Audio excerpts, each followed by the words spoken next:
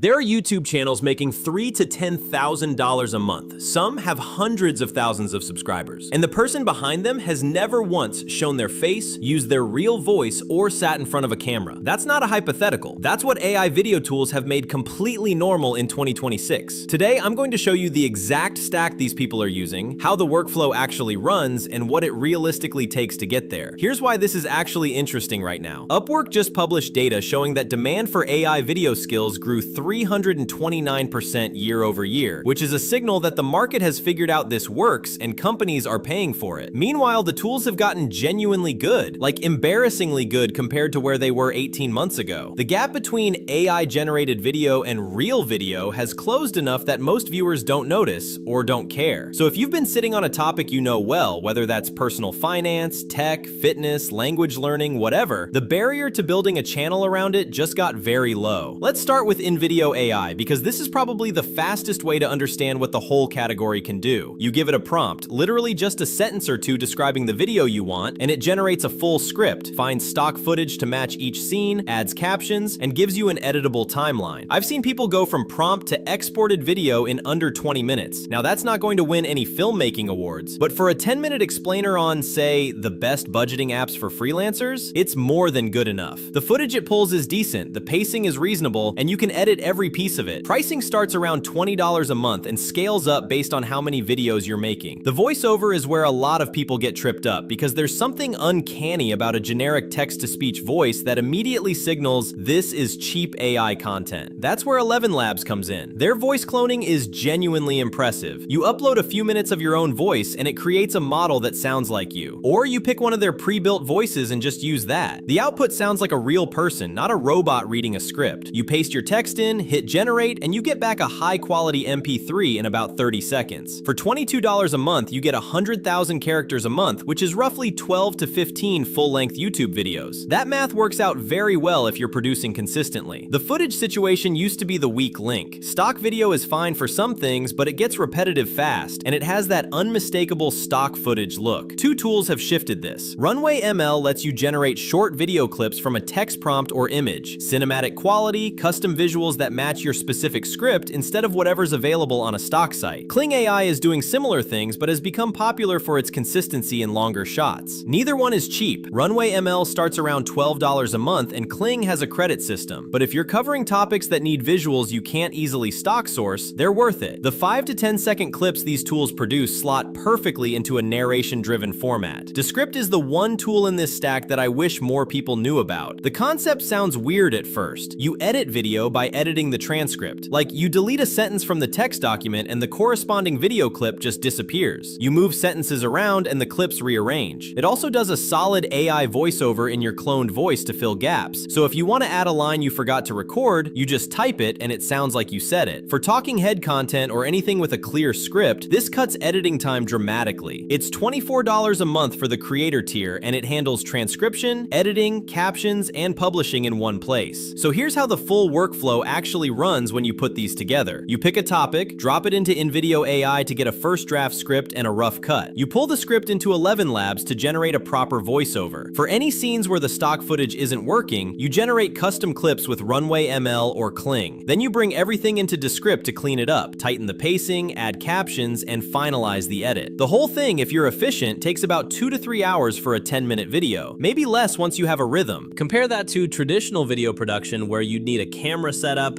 a lighting kit, a microphone, editing software, and at least 6 to 8 hours of work per video. The math here is pretty clear. Now let's talk real numbers, because the hype version of this story leaves these out. YouTube monetization requires 1,000 subscribers and 4,000 watch hours. That's the baseline. Most channels doing purely AI-generated content in a competitive niche take 6 to 12 months to hit that. In less competitive niches, people are getting there in 3 to 4 months, posting 2 or 3 videos a week. Once monetized, CPM rates vary a lot. Finance and business topics pay $10 to $30 per 1,000 views, while broad entertainment topics might be $2 to $5. The channels doing 5 to 10K a month aren't just monetized, they've also added sponsorships or are driving traffic to their own products. That's the ceiling-raising move. Here's the mindset thing that separates the people who actually build something with this from the people who just watch videos about it. The tools are only half of it. The other half is picking a niche you actually know something about. AI can produce the video, but it can't give you the specific, useful, hard-won insight that makes someone want to watch you instead of the 10 other channels covering the same topic. If you're a freelance designer, you have angles on design tools nobody else is talking about. If you've been running an Etsy shop for 3 years, you know things about that world that are genuinely interesting to beginners. That's the real asset. The tools just make it easier to package it. If you found this useful, subscribe. Every week I break down what's actually working in AI tools for people building real businesses. No fluff, no filler. Next week we're getting into AI tools specifically for automation, the ones that let you set something up once and have it run without you. That one's going to be very practical. See you then.